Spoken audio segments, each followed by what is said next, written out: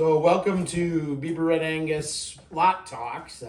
This is a little deal we started last year, and it met with a lot of great responses. And so we maybe aren't going to dive as deep into the bulls this year, but we're gonna take them 10 bulls at a time.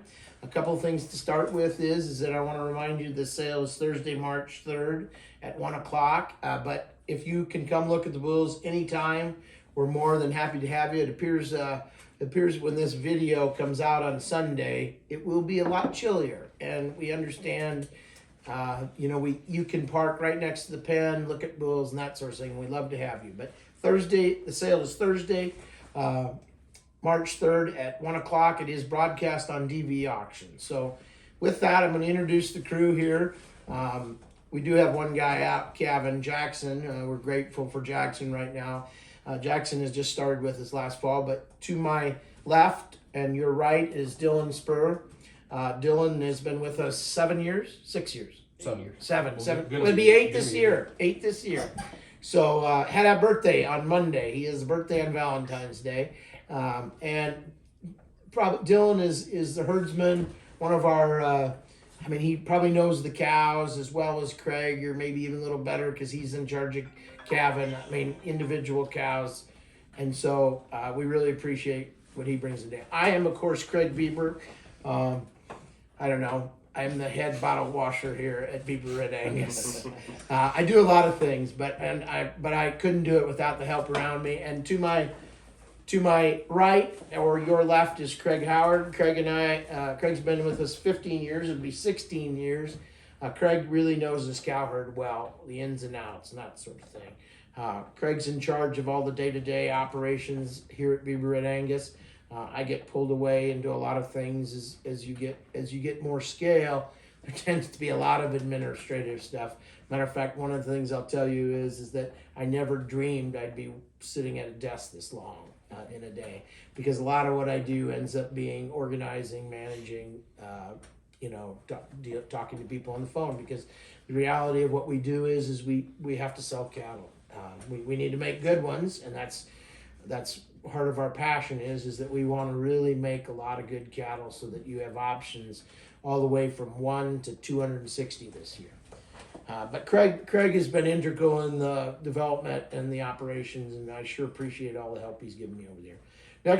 Next to him, again on my right or to your left, would be Jake Harms. Jake is my favorite son-in-law. He's my only son-in-law, by the way. But Jake has been with us 5 years. Coming up here. Yeah, coming up on 5 years. Jake has really developed a passion for seed stock cattle and the business surrounding that. Jake helps, all these guys help me do quite a bit of calling. So if you're one of those people that they talk to, I really appreciate the fact, in order for us to touch base with you, I need help. And so I admitted that a few years ago, that I wasn't able to cover the ground that I needed to, because those conversations that I have with you, as many of you would know, are not short. And we talk about in depth what you want for bulls, what you need in your program and what fits you best. And so these guys are all helping me call. Jake has really done a good job of understanding the business. He manages all the day-to-day feeding, and is really kind of oversees development of the cattle with my guidance. Anyway, with that, those are kind of all the peripheral details that I think people would like to know. We're not going to do that on every lot talk, but for this lot talk, we're going to talk about lots 1 through 10. And so one of the things I want to talk to you about or remind you is that we're going to talk about combinations of pedigrees here. Those carry out throughout the whole catalog. So you're going to see, like this first bull, lot 1 is a forefront on a Spartacus daughter, and there's cow lines and there's common themes throughout. I'm one of the things we've done is we've tried to use a lot of very few sires, so we have a lot of sons of every sire. And so forefront is the first sire. He will have at least, I want to say close to 20 calves in the sale. And so you'll have a lot of options there as we go through. So remember, if we're talking about one lot, we're talking about the combination of pedigree and things, a lot of that transfers on up the way the calf you might be looking at up higher. So anyway, with lot 1, I've talked a bit. Who would like to go first on him? I guess I'll probably sound like a broken record a little bit, going through some of these pedigrees. 525G, a daughter of 297Y. We'll just go back one step further. In my opinion, 7226 was probably one of the best cows that walked this place. Again, maybe I have a little soft spot for this cow, but I think 297Y is probably her best daughter. She's done it all. She's from the time she was a heifer, she jumped through every hoop we've asked her to. She's done it every time. I don't think there's any way you can go wrong putting 297Y in your pedigree. Yep. So. It's, I mean, honestly, one of the great things about this cow, she's produced several daughters that have done a great job. The mother of Energizer, the mother of Stock Market, the mother of this bull. You know, I often refer to these kind of cows as the kind of cow you could mate to a goat and still have a good one, you know. So I really do, you know, it's a great pedigree from the standpoint it combines the Laura cow line and the Adele cow line, and I think that is probably two of our more powerful cow lines within the operation. Jake, you have any comments about lot one? Yeah, there's just a reason why 297Y keeps popping up. I mean, it's not just the numbers that, I mean, looks great, but the phenotype, you can go out there and find them every time, it seems like. Dylan, will you have comments about lot one?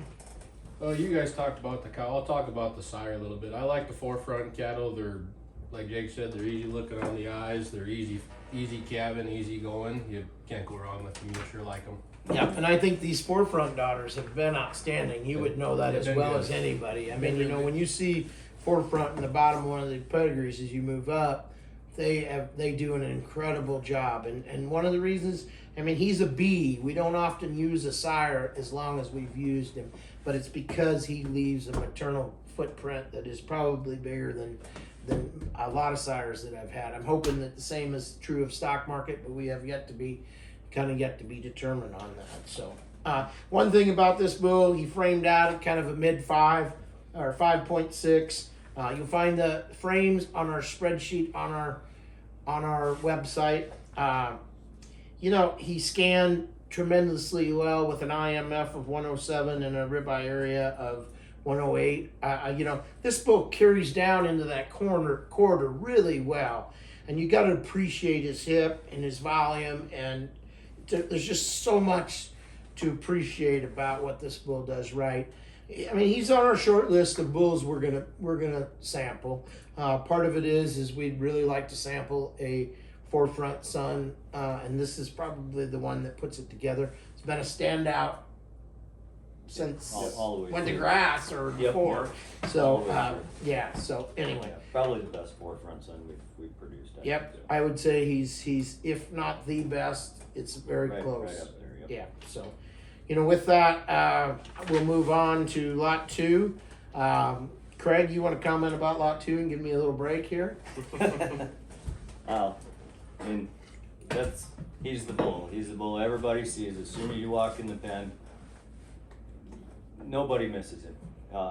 Nobody's missed him for a long time, and there's a reason for it. I mean, he's just that kind of bull. Well, I've showed this bull quite a few times to people, and one of the comments yesterday from a gentleman looking at him is he says he hasn't seen a red Angus bull with a jump muscle like that in a long time. You know, so I mean, you know, there's a lot to like about him. Now, this bull's gotten a lot of attention. The information in the catalog is incorrect due to some calculating errors at the Red Angus level, Red Angus Association. If you get on our website, we explain that in more detail. But the reality is that he changed from a -12 on maintenance energy to a 17, therefore changing his herd builder to a 78 and his Pro S to about a 146. 148 was it? It was like 169 still. Or 169, excuse me. It was 169. That's correct. And anyway, so he's still in the top 10% for herd builder, top 1% for Gridmaster, top 1% for Pro S. To be honest, for me, it doesn't change the bull. The bull's still as stout, as complete, probably as heavy muscled. My one caution about him is we mark him as a 3-star calving these because obviously with a 17 and a minus 3.4, he's a bull that we'll consider using on heifers, but we will do it very carefully. And the reason I say that is because this bull has enough growth that sometimes the power meets the birth weight, and so we're gonna tip into it cautiously on heifers. But I just think he could do the breed a lot of good. Dylan, would you like to say a little about the bull at all? I'll talk about the cow a little bit. Those Trinity cattle, I call them functional kind of cattle. They're your get down to business, gonna be with you a long time, and they're not gonna give you any trouble. I think she complemented Energize well, just in the sense of stretching him out a little bit and just kind of made what he is. He's got the length and the frame. Craig? Yeah, I think you guys pretty much said it all there. So yeah, I think, like I said before, I mean,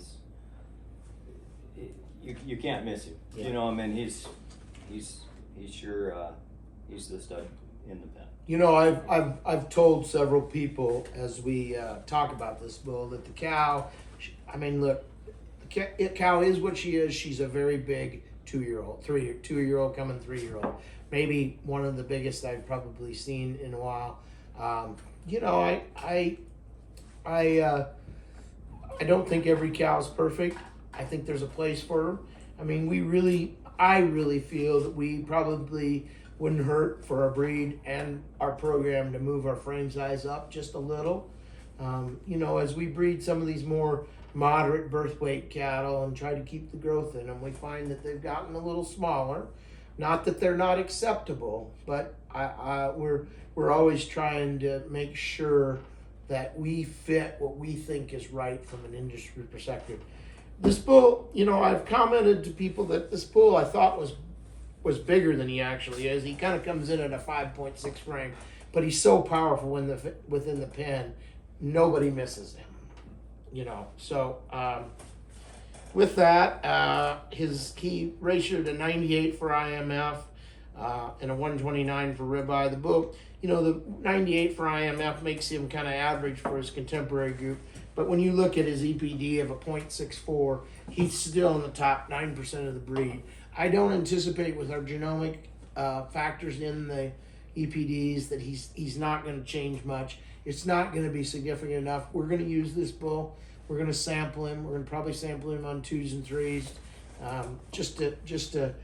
I do think he's a real kind of stout breed changer. And as we talk to cattle feeders, this is the kind of animal they like. So I don't know. Does anybody have anything to add before I move on? I know I'm going to try and turn more over to these guys, but these first couple of lots, I felt lot 3 is a Maximus son. I think you nailed the segue into Maximus cattle from that, and just making sure the breed or our herd is going in that direction, making sure that we're not getting too small. Maximus is a power bull, and getting that width that I think we're looking for. I think he has done that for us and continues to do so. The females are calving out, and I think they're doing overall a great job. Lot 3 just fits that with a nice cow on her, and just power. Dylan, do you have any comments about the dam? She's a sweetheart of a little cow, and he kind of compliments a little bit. He's going to be a little framier than his mom, which is nice to see. But she's just a good get down, have a calf, get him up, get him going, and put him in the front pen year after year. Yep, she is a donor as well, or has been a donor, obviously, with this calf being an ET. Craig, you have any thoughts on lot 3? I think just overall with the Maximus calves, they're just, if you're looking to make your feeder calves stouter and wider, look at the Maximus calves. They're gonna do it. You go right down the list, every one of them, they are thick and stout and powerful. And if you got a set of cows you want to thicken up and put some power on, look at those. Yeah, I think he's exactly right. The Maximus bull himself comes in at kind of a top 1% of the breed for weaning and yearling, and he's powerful. Always has been used in the Cooksley and Scott. The names. Reynolds. Scott Reynolds program. These are going to be powerful pounds way up kind of calf. And so I think they'll go do it for their buyers as well with pretty good carcass characteristics and that sort of thing. So we're going to move on to, I guess, lot 4, which is one of Dillon's favorites. Dillon, would you like to comment about him? I like the calf. I'm just going to keep rolling on the Maximus train a little bit. And you see on his bottom side goes back to forefront. We talked enough about him. That 312 cow is a really good, I would call her a little above moderate frame cow, but just really good and going to pack a lot of pounds on your calves. Jake? Actually, that damn 312V, last year her natural calf was lot 7. So, I mean, she's consistent, naturally she's consistently putting them in the front too. And I think her heifer is like top 1% of Pro West too. This year, her first calf, or this past calf, I should say. Yeah. This is the dam, I was going to look this up, dam to flash drive, which is a bull we're using. Flash drive was a bull kind of up in the 200s a few years ago that was identified high in the dollar profit system with Leachman cattle, and consequently, we liked the bull. He was out of a cleanup sire, had a parentage change, but we decided to use him, so we're excited. Matter of fact, we're probably just at the tip of getting a few of those calves. Haven't had any yet, but Okay. we're getting close. Yep. I was thinking we had to be awful close if we weren't. So, we're trying to breed cattle that we really think will work for the industry. This bull had a lot of numbers that were very, very good. Probably a cow. But this cow, that just talks to you about the consistency. That was her first or second calf, and she's First calf. Yep, and we flushed her and done lots of things with her. This bull's a little bigger, at a 6+ kind of frame. Anything else you'd like to add? Anybody like to add? We'll just 312E the cow. I mean, well, we just talked about lot 1 and the forefront daughters. Well, there's a forefront daughter right there and she's the kind of cows you could breed to a goat. She's one of them. I mean, she knocks it out of the park every time. So. Yep. So then we'll move on to this thick, stout, number 5. Who wants to start on him? He's been a standout from the beginning, along with his dam and grand dam and great grand dam, just all the way back. I mean, he's just as stout as those Maximus ones, and yeah, I mean, as far as a 1B goes, I mean, he's top of the line. So we do have a few 1Bs. These cattle came from the Durheim program. That program won 6 or 7 Gridmaster awards. These cattle were stacked for carcass. Okay, and this bull, I mean, you won't get past him. I mean, he's just really impressive. I had the bull selection guy Ben Lohman here for ABS, and he just commented, "Boy, there's a lot to like about him. He's sure stout, and you can't really, it's hard to get around him, So I don't know. Any other comments that anybody might have? Just like Jake said, the cow power all the way down, going all the way back to the 005 cow that we bought from Durheim's originally. She knocked it out of the park every time. Every one of her daughters has been great. This one's no exception, and then Atomic on top of that. Yeah, I think he'll do somebody like it. Yep. So then we'll move on to lot 6. Here we got a Profit Maker, another 1B. Anybody want to start? That 454 is one of my favorite cows we have here. Yeah, mine too. There's just something about her. She's just cool. She just calved this morning. So. Oh yeah? Yeah, Okay. She just calved this morning. Looks like she's gonna put another one in the top 10. Looks like. So this is, I mean, I when I talked about earlier that I like what I see in the stock market females, and I hope they're as good as the forefronts. I mean, this is the kind of cow. I mean, we didn't have very many stock markets, and already she's plopped them in here pretty well. Okay, and so that impresses me about what I see. I mean, granted, this is a cow line that's probably done it, but I like what I see about the stock market dam and the stock market females. This bull is a frame 5 kind of bull. On IMF, he ratioed 103, 108 on ribeye. The ultrasound measurements are on our website. We will provide updated EPDs next week. After Tuesday is when the evaluation will be updated from that. So just so you're aware. Anybody else have a comment on this Profit Maker calf? I guess we'll just reiterate what Dylan said. That's my favorite, probably my favorite cow out of the G's. She just, if you painted one, that's how you'd want it to look. Great udder, as I remember. That's the Absolutely. other thing. I mean, Flawless. pretty typical of the stock markets, but Yep. but nonetheless, a pretty good udder. Yep, good udder, good feet, good, yeah, just all around, she's a nice cow. So then we'll move on to lot 7. Going to the Primrose cow line here. You know, that's another one of the more notable cow lines.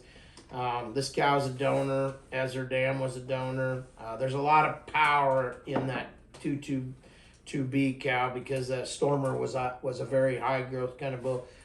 Anybody want to comment on this Best lot? Stormer daughter we had, by far.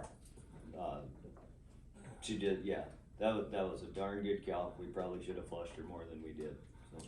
She's powerful. Go ahead, Dylan. Comment what you said. The thing I like about that cow, we flushed her and every calf was the same. They come out a little big, but they have the growth power behind it. Yep. You just look at the average daily gain of 4.4. I mean, he's going to keep on going. I think that's, like you said, pretty consistent throughout all the calves out. Right? Yep. I mean, she was gonna do it every time, like you said. She's probably not gonna give you a whole bunch of heifer bulls, but I mean, Not everyone needs just heifer bulls. exactly. We don't. Not everybody needs a heifer bull. We need cow bulls Yep, too, and yep. she would consistently And- make a good one. And we really, in order for you to be as profitable as you can be, we really try to focus on growth on some of these cattle. Because if you're using them on cows, you don't need to give up any growth, in our opinion. You need to maximize what you can make. So, you know, this bill does a great job of that. You know, we're going to talk about this mating a couple of times because there's 2 or 3 of them in this top 40. So through these lot talks, we're really going to probably talk about them. So then we'll move on to lot 8. Anybody want to start with lot 8? There's a reason we bought Vision, to get daughters out of it. Yep. Vision is a son of Mission Statement, and so those were some of the best at one time. Those are some of the best cows in the Red Angus breed. Yep. And we must knew what we were doing there, because that was a, you know, he did what we asked him to do there. He gave us a lot of good daughters. Yep. This Toriana daughter, you know, obviously has been in the donor pen because this is an ET. You know, this calf ratio to 110 on IMF, 98 on ribeye. You know, so there's a lot of positive things there. I don't know. You guys want to comment a little more on 488D? Is there anything in particular we should bring out about her? It's just a nice working cow. I don't know. Blue collar kind of cow. Yeah, eh? blue collar cow. Yep, Yep. exactly. I mean, that's one of the things here at Bieber Red Angus is we probably don't have a lot of white collar cows because we expect them to work pretty hard. Jim Sherm always used to joke that we'd rather have a lot of blue collar cows, and we expect our cows to make a living. Now right now when we're flushing, we're pulling a bunch of cows and doing them right between breeding. Between calving and breeding, we're not really pulling them out of production. We do have a handful of what I'd call white collar cows that are pulled out of production to produce embryos. Stock markets dam being one of them. The next one would be Warheads dam, and so we're trying to make more of those better cows, obviously. So, any other comments on lot 8, the forefront calf? Forefront, like Dylan already talked about, I think you nailed it on the head with forefront, just the daughters and maternal. Yep. aspect. You're going to hear this coming up Yep. again and again. I mean, and you know, Forefront has done us a tremendous job on the maternal side. Dylan was the first to bring it up, but we see those daughters pop forward since 312E popped into the picture. Mhm. That's probably when we started noticing them in that time frame. So, lot 9's another Maximus calf. This is one that catches my eye every morning. I can remember at 1 month old, you and I were out there and we had to go find his dam to see what was making this thing. Yep. I mean, he didn't stop. He just kept on going, and the phenotype behind it. I mean, he's just a fun bull to go out there and look at, and he's got the ability to really help someone out. I feel like, right? Like Yep. you said, from a month old. I mean, you when you went out to the pasture, you noticed him a month old, and you still notice him today. That says something. The thing I'll say is nobody knows about the dam yet, 335F. She will be. Oh, famous there's a one day, gal so- in Nebraska who bought 474B who's sure that she that cow's going to be good because I delivered that cow last fall. we sold her in the sale. We called. She had a little bit of a lump. Never caused her any problems. We had flushed her. Obviously, this is not. This is out of the dam. But we're gonna come across some donors. I think up at lot 18 is out of the Grand Dam. But that 474B was a really good cow. I don't doubt that 335F will be equally as good. Yeah, like I said, remember that number, because that will come up a lot in the future. So we're gonna wrap up here again. Oh, I'm sorry. 10. We gotta do 10. I thought 10 Keeping would. you on time. Okay. So Kristen's back there prodding us a little. She doesn't write a script for me. Does anybody believe she lets me get on here and ad lib? Anyway, lot 10. We have the Spartan calf, J115, lot 10. Comments, guys? Stylish. Got Yeah. all kinds of eye appeal. You're gonna notice him when you walk in the pen. Mm-hmm. Another one from the start you saw when we weaned them in the pens. You can Yep. just see. Yep, Yeah. gonna put a lot of pounds on a set of calves for somebody. He's also out of a female that would be the firstborn Mm-hmm. of that year, or you know. And he was the 15th. So. Yeah, and he was the 15th. So if you're looking for some early fertility, it does kind of make you sometimes question the herd builder, because this we know that the early females are going to do an outstanding job and probably stay in the herd longer than anybody. But we do believe the data, and in general it does us a good job of helping with selection. So this bull had a ribeye area that's a 110 on ratio. He stacks up very well on Gridmaster. So there's a lot to like about him. Now I'm going to wrap up with, remember, the sales March 3rd. We will be getting videos up. We're going to be working on videos Monday, Tuesday, Wednesday. There should be some videos popping up on Wednesday. By Friday, we expect they'll all be up. We have some weather challenges coming. We're going to drop to 30 degrees below normal in this area of the country, and so bear with us, but we are, believe me, we are diligently working on it. One of the reasons I wait is I like that video to be very reflective of the cattle you buy, and so we do try to put that. That's one of the things I really like to do, is have that video as close to possible. So thank you. We'll see you at the next Lock Talk.